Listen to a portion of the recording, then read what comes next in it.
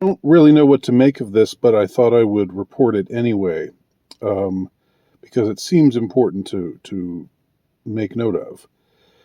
It came out today concerning Aaron Carter and his death, the specifics of his death. I don't think that it had been mentioned before today. At least I hadn't heard it mentioned. But then again, I'm not one who trawls the news, so it could have been mentioned earlier. But I just remember at the beginning it was sort of left ambiguous as to how he died. It was just Aaron Carter dead at 34, and no details. Well, the details that have been given out now are that Aaron Carter uh, died in the bathtub of an apparent drowning. This seems important to talk about, even though I don't really have that much to say about it because I'm not steeped in the symbolism or the meaning of this this manner of death. Just just noting that it was the way that Whitney Houston died a few years ago, and people thought it was strange, and uh, some questioned whether there was more going on than we were being told. And then just a short time later, was it Whitney Houston's daughter who'd also died in a bathtub? And now Aaron Carter dies in a bathtub uh, of drowning. It seems really hard to do. Um, it seems like drowning in a bathtub is something that's really hard to do on your own.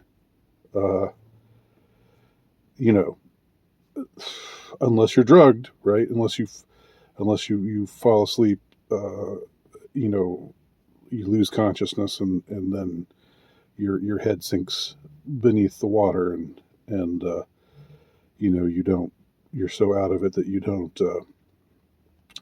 respond the way that the reflexive way that we normally would. Like if I were asleep, if you were asleep, and suddenly we were tossed into uh, a bathtub and our head went underwater, we would wake up. Okay.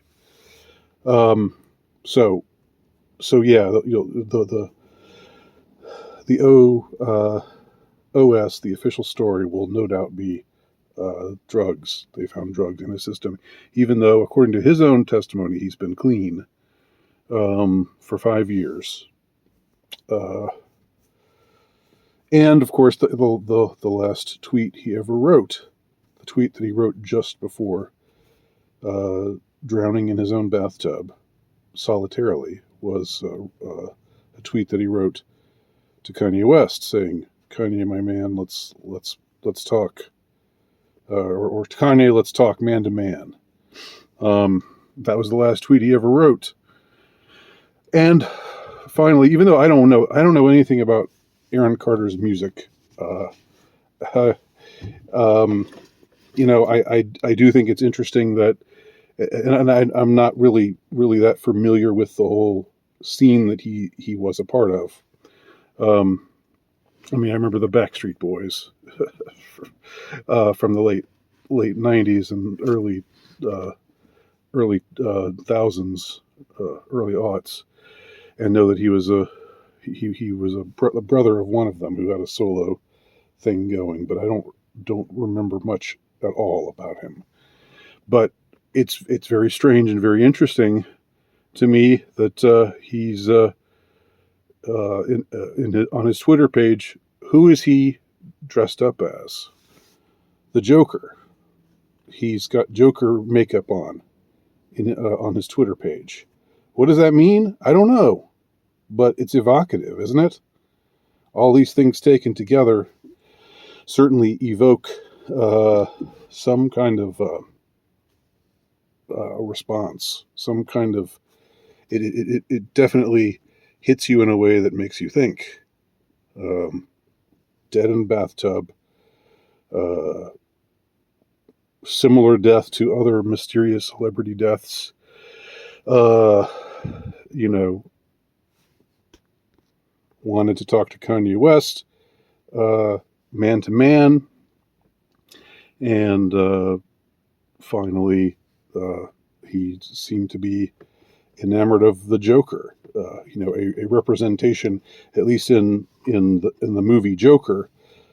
Joker is a representation of one who is alienated and who is down on the powers that be. Let's just say.